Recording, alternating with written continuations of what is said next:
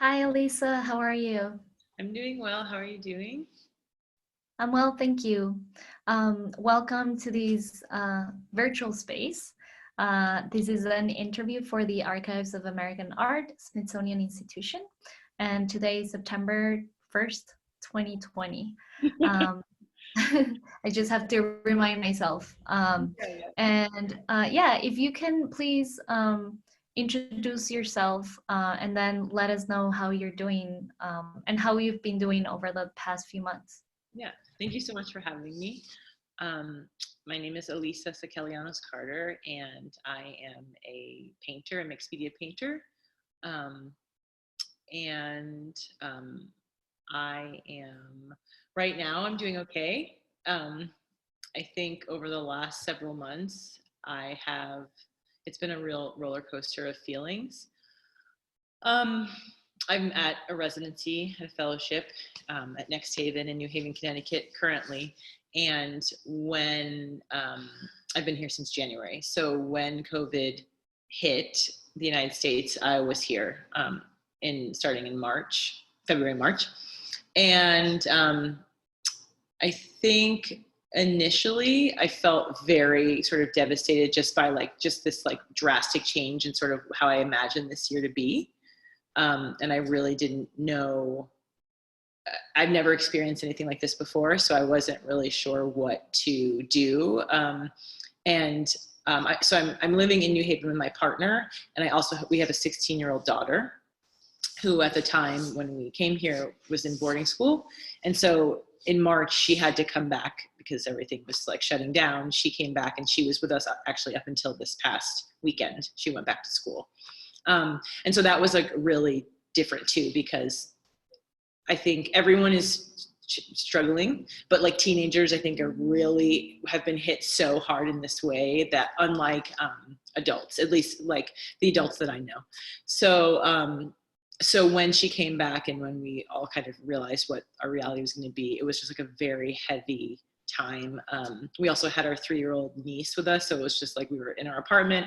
We didn't know if we essentially quarantined, but it felt really just like very dramatic and very stressful and like unfamiliar. And for like several months, I had this amazing studio that I had access to, but I didn't really make any work. So just kind of like knocked out by what was happening. And I felt really like complicated or really conflicted rather about that, because like so many artists didn't have access to their studios. So many artists who are like in school or are independent outside of school, like working studios, like were locked out of those spaces. And so I have this amazing space that I wasn't utilizing. And so I felt guilty about that. But I did come here periodically after we quarantined, like actually quarantined legitimately. But I did start gardening, which I know a lot of people did, and that was really huge. And in general, I'm a gardener, but my partner and I were from Albany, New York, and so we went back and forth and basically built this whole garden from scratch, which was like just like really important for both of us.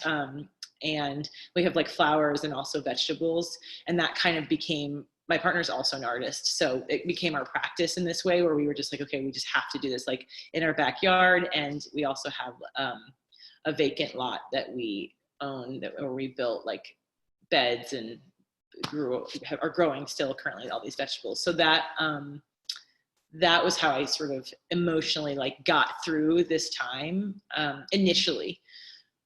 And I think in about May or June, end of May, I started to come back into my studio and actually start to work, and felt like a release. I think just the gardening really helped me like feel creative again. And so I finally started to, just to make things. And like the pressure, I think part of it is that like I'm in this really incredible like prestigious fellowship, and I was like, I have to make work, and like there's people coming. And I mean it obviously changed because of the new terms. Like we didn't have visitors for so long. We had like virtual studio visits, and we had not the same sort of traffic. And so of course I didn't need to like make for because there's no one was coming. I didn't have to like make anything sort of have on display, but I still felt like I wanted to utilize the space that I was gifted and, you know, that I have access to. So I just felt pressure, my own sort of self-induced pressure. But I think, yeah, the gardening and then like just the weather, like it being warmer, all these things sort of just like I started to open up more and feel like less depressed, essentially. Like I was really depressed and felt, yeah, like really just heavy with everything. And then, but also that kind of lightness lasted only for a little while because of you know, in the end of May and June, with the death of George Floyd, and also like earlier in February, and like all of this like really unnecessary death and like violence and police brutality, like that was like incredibly heavy, another like weight on top of what's already happening. And but it felt different. Like I felt like I had to make work in response to that, where with COVID I just was like I just didn't know how to respond. And like through those very like traumatic and depressing experiences and like the deaths that I referenced, like I felt like, okay, well I have to, like it's kind of my duty to make work. And so that was like when, you know, I started to actually like generate some things, and it felt, you know, better and also terrible simultaneously. But yeah, so I think now I've been like consistently working. We're still going back and forth and gardening and whatnot, but I feel a lot more stable in like my practice, and like kind of I understand like my vision more. And I think like had I not been in a residency, like it's like there's so many things happening. It's like I'm in a residency, like a new city I've never lived in, new people, new cohort, like an incredible cohort. But and then like this COVID, and then uprisings and police brutality, and like obviously very necessary uprisings, but like all of those things, there's like all these things happening that I had to adjust to. And I maybe it would have been different had I been home. I mean, it would absolutely have been different had I been home, in good and bad ways, you know, like I feel super supported being here, but it's also unfamiliar. And so that was kind of, that was like added to the anxiety of it. Yeah. I think that's not all of it, but that's like a lot of what I was feeling and have been feeling. Yeah. If I understand correctly, your work is, a lot of it is around Black sacredness, yeah, in different ways. So I'm wondering what your observations are around all these intersections that you're discussing. And also what's the work that you've been creating that you just mentioned? Yeah. I think in regard to Black sacredness, let me think. I mean, yeah, so like thinking about in terms of like the like highest rates of death are within like Black and brown communities, which is devastating. And obviously thinking about deaths by both cops and white supremacists against Black and brown people, like all of that.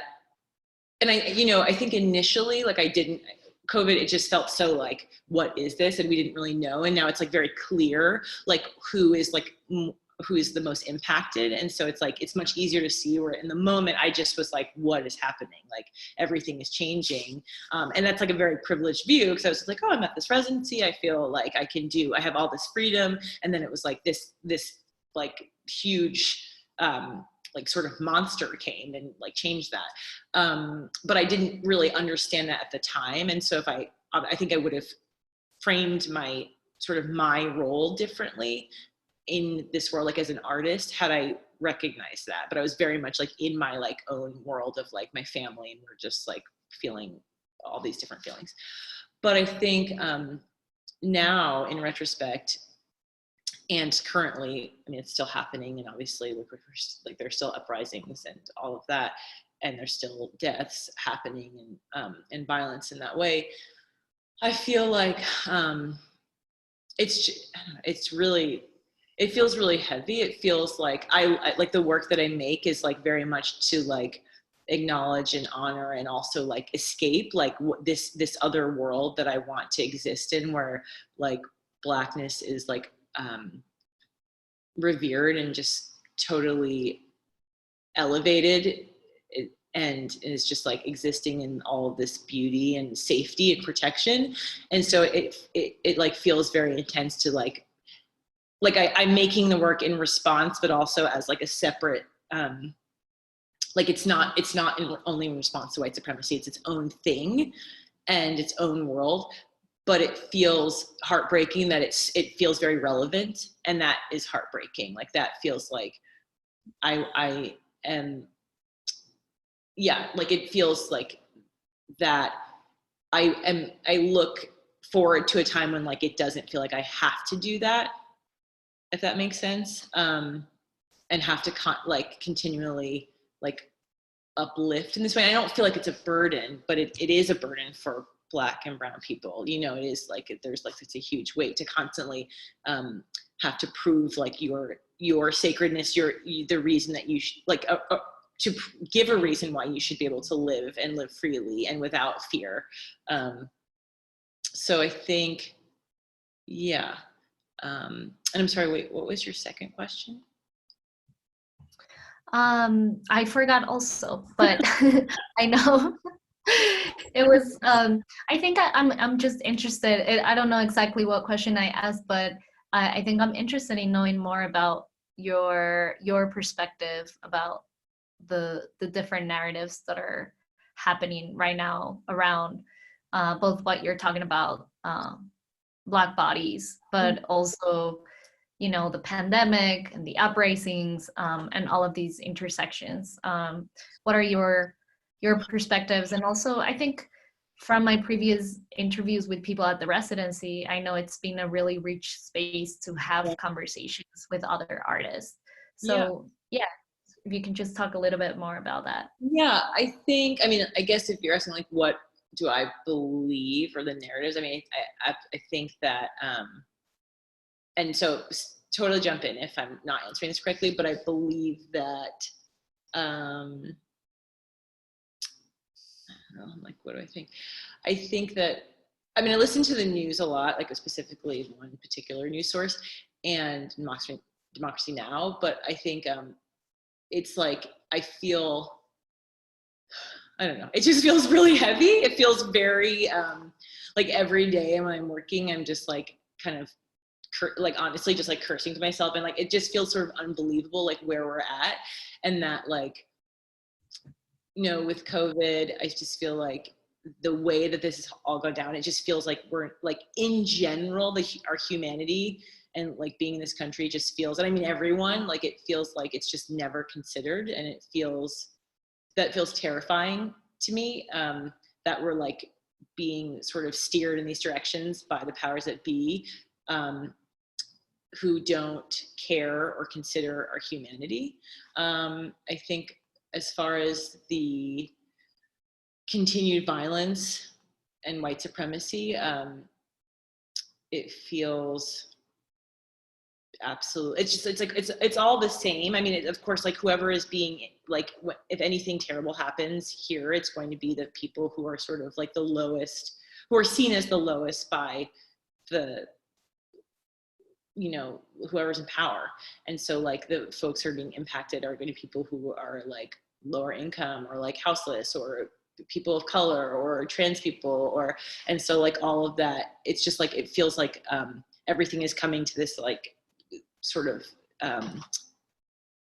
breaking point, and it's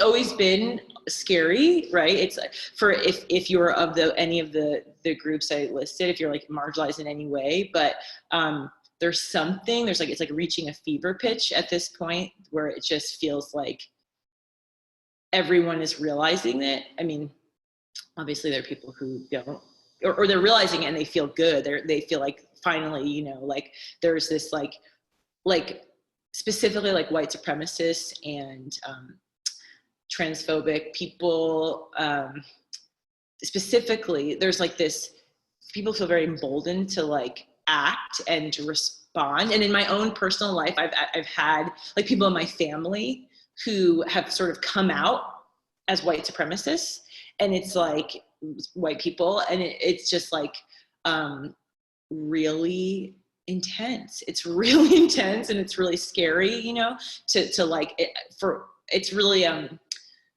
it's like you're really like being asked to choose a side. And like, as I said, I have a daughter, and she was really radicalized in this moment. I mean, she, you know, I have a very specific viewpoint, and I've always sort of brought her up in that, from that perspective. But she also has another family, her father's family, who has a different view. And so, and she's Black, my partner's Black. And so the three of us have been like experiencing this together in our little pod through, you know, since March. And she really like just really got very clear on her beliefs, which was really, it's sad that you have to like, to have your 16-year-old be exposed to so many things. And she knows it's not like I was sort of keeping, you know, history and reality from her, but like your brain changes over time, and she's just like, can understand things way more clearly.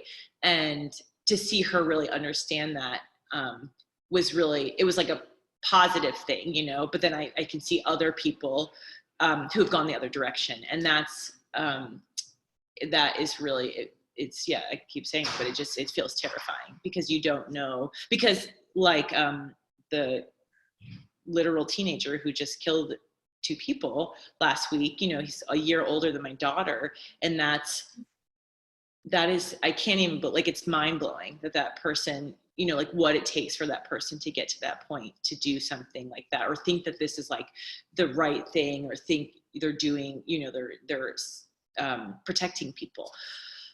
So I think that it's like the same, it's as bad as it's been, but there's something that has changed, I think. I mean, maybe Trump being in power, it's just like there's something that's made it feel even more sort of urgent and intense, and everything is like louder and brighter and scarier. Yeah.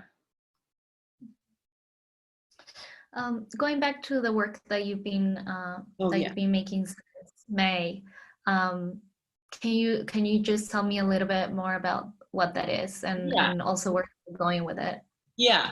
So I have, in I think April, May, June, I was working on these smaller paintings. One is a part of a series that is thinking about, or based on, forced suicides of enslaved Africans during the Middle Passage, and sort of those bodies going into the ocean, and then somehow magically like them adapting to the water and living in the ocean, the bottom of the ocean. And so like the images of the images that I'm currently working on are just like kind of that then the body's floating to the bottom, essentially, like that travel or experience or whatever. And that's like based also off of like a larger painting, like a 10 by 12 foot, it may get smaller, but painting. So those smaller paintings are kind of based around this larger painting that I started previously, but I've been working on here at Next Haven. And then another piece, Never Let Me Go, is another painting that is thinking about, I guess like the deaths, not all of them. There's like 4 figures, Black glittered figures in the center of it. And it's just thinking about the deaths that have happened, and then like around those figures, there's like this swirl of black and like different sort of like luminescent materials, and hands and feet kind of coming out of that spiral or swirl. And thinking about like the interconnectedness of like Blackness and like like loss and ancestors like who are with us, and like not letting them go and being with them, and also like the folks who have died who are now ancestors, and like and not letting go, like for example like Breonna Taylor, like still fighting for justice for her murder and not letting go of that, and like not letting her name or her spirit go, and just like, yeah, just holding on, just like don't give up, and like continue to fight and hold on. So those are like that's kind of what I've been thinking about. Also some other paintings, just like of like infinite blackness or black moon is what I have been calling them, but just like another place, another planet where blackness is sort of the only thing, and it's like beautiful and like never stops and is limitless. So those are the works right now that I'm working on. Thank you so much, Alisa. Before we go, I wanted to ask you if there's anything that you wanted to discuss today that I didn't bring up. No, I don't think so. Yeah. Okay. I know there's so much going on, Yeah. and so 20 minutes can feel really short, but I really, really appreciate you taking the time. Yeah, absolutely. Thank you so much.